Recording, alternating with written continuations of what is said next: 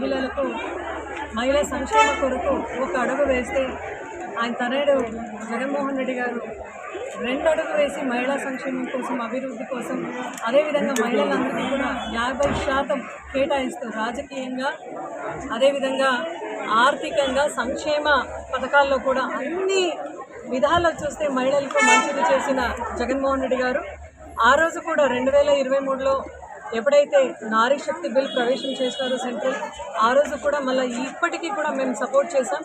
అయితే మహిళగా నాకు ఈరోజు చాలా బాధాకరంగా ఉంది. ఎందుకంటే ఆ బిల్లు నిన్న పార్లమెంట్లో రిజెక్ట్ కావడం చాలా బాధాకరంగా ఉంది. ఈరోజు నేను ఒకటే మాట అడుగుతున్నాను, చంద్రబాబు నాయుడు గారు మీరు ఈరోజు డబల్ అజెండా చేస్తున్నారు. నిర్దోళ అయితే మీరు మహిళలతో కలిసి బిల్ని ప్రొటెస్ట్ చేసినట్లు మీరు నటించినారు.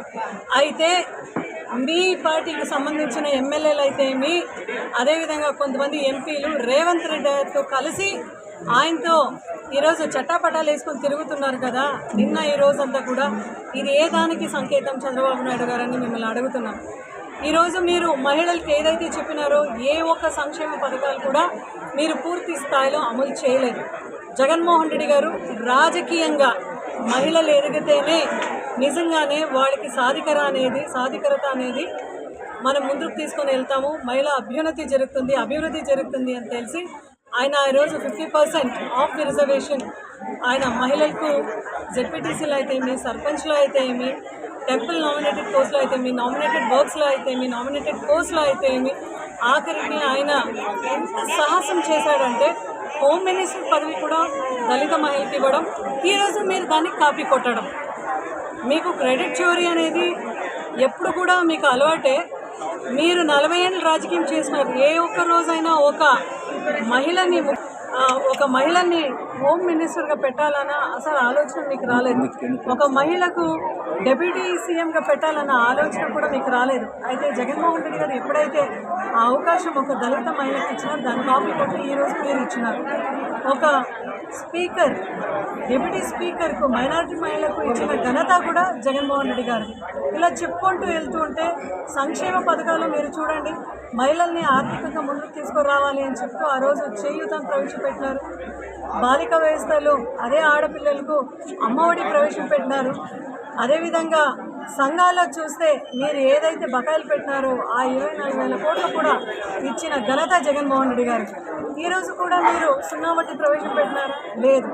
జగన్మోహన్ రెడ్డి గారు మహిళలందరూ సురక్షితంగా ఉండాలని దిశ పోలీస్ స్టేషన్ 0 FIR. అదేవిధంగా పెట్రోలింగ్ వెహికల్స్ పెట్టినారు. మహిళలు సురక్షితంగా ఉన్నారు ఆ రోజు. ఈరోజు హోంమంత్రి ఏది మాట్లాడితే కేవలం విమర్శలు మాత్రమే మాట్లాడతారు. ఈరోజు మీరు మీ సొంత నియోజకవర్గంలో ఒక చిన్నారికి, సొంత జిల్లాలో ఒక చిన్నారికి అన్యాయం జరిగితే ఇంతవరకు మీరు మాట్లాడలేదు. జగన్మోహన్ రెడ్డి గారు నిలవెత్తిన నిదర్శనం మహిళా పక్షపాతిగా. మీరేం చేశారండి ఈరోజు? అయితే షర్మిలమ్మ మాట్లాడుతూ జగన్మోహన్ రెడ్డి గారిని విమర్శన చేస్తూ ఆమె ఈరోజు మాట్లాడింది. అంటే బీజేపీతో ఏదో మేము సంబంధాలు పెట్టుకొని ఏదో చేసేసాడు జగన్మోహన్ రెడ్డి గారని మీరు తప్పుడు ప్రచారం చేస్తున్నారు. షర్మిల గారు, మీరు ఒక అపోజిషన్ లీడర్, కాంగ్రెస్ అపోజిషన్ లీడర్గా మీరు ఎప్పుడు చూసినా కూడా ఖండన అంటే మీరు చంద్రబాబు నాయుడుని ఖండించాలి. ఎప్పుడెప్పుడు చంద్రబాబు నాయుడు గారు, పవన్ కళ్యాణ్ గారు, అదేవిధంగా వేరే పార్టీ వాళ్ళు డిఫెన్స్లో పడతారో ఒక అఫెన్సివ్ స్టేట్మెంట్ మీరు బయటికి పడతారు జగన్మోహన్ రెడ్డి గారి పైన, వైఎస్ఆర్సీపీ పార్టీ పైన. ఈరోజు మీ స్టాండ్ మీరు ఏం మాట్లాడాలి? ఎందుకు ఉమెన్ బిల్ రిజెక్ట్ అయింది, ఎలా మళ్ళా దాన్ని సెర్చ్ చేసుకోవాలనేది మీరు మాట్లాడాలి. ఎందుకంటే ఈరోజు పురుషులతో పాటు మన మహిళకు కూడా సమాన ఓటింగ్ హక్కు ఉంది. అయినా కూడా ఇంకా రిజర్వేషన్ 33% కూడా లేదు అంటే చాలా బాధాకరం. మనకు జగన్మోహన్ రెడ్డి గారు 50% రిజర్వేషన్ ఇచ్చిన తర్వాతనే సెంట్రల్ గవర్నమెంట్కు ఇలా 33% రిజర్వేషన్ ఇవ్వాలనే ఆలోచన వచ్చింది అంటే అది తప్పేం కాదు అని కూడా మీ అందరికీ కూడా సమన్వయంగా తెలియజేసుకుంటున్నాను. అలాంటి జగన్మోహన్ రెడ్డి గారిని అస్తమానము కూడా షర్మిల గారు మీరు ఎప్పుడెప్పుడు ఆయన గురించి రాంగ్గా విమర్శిస్తారు, అది మీ పర్సనల్ అండి, అది చేయకూడదు. మీరు ఈరోజు మహిళలకు అన్యాయం జరుగుతుంది ఆంధ్రప్రదేశ్ రాష్ట్రంలో. షర్మిల గారు మీరు అడగాలి పవన్ కళ్యాణ్ గారిని, ఎక్కడయ్యా 30,000 మంది వాలంటీర్ మిస్సింగ్ కదా, ఎక్కడ అని పవన్ కళ్యాణ్ గారిని అడగండి షర్మిల గారు. అదేవిధంగా మీరు చంద్రబాబు నాయుడు గారిని సిలిండర్ ఇంకా పూర్తి స్థాయిలో అమలు కాలే కదా, బస్సెస్ ఇంకా ఎఫిషియన్సీగా తిరుగుతలేదు కదా, ఫ్రీ బస్సులు మళ్ళీ మీరు 1500 ఇస్తానన్నారు కదా, ఎందుకు ఇవ్వడం లేదు, రైతు మహిళలకు అన్యాయం అవుతుంది అని మీరు అడగాలి షర్మిల గారు. మీరు చంద్రబాబు నాయుడు గారు వాళ్ళ కూటమి ప్రభుత్వం వాళ్ళు డిఫెన్స్లో పెడితే అఫెన్సివ్ స్టేట్మెంట్కి ఇంకొకసారి వస్తే రాష్ట్ర ప్రజలందరూ మిమ్మల్ని చూసి నవ్వుకుంటున్నారు.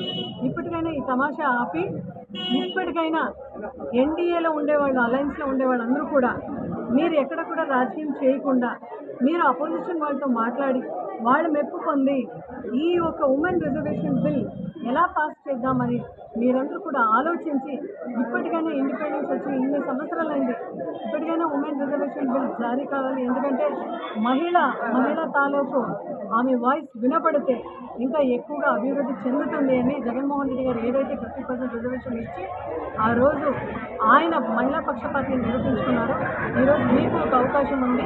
ఎన్డీఏ వాళ్ళకి దయచేసి దాని మీద ధ్యాస పెట్టండి చంద్రబాబు నాయుడు గారిని మేము విరమించుకుంటాం.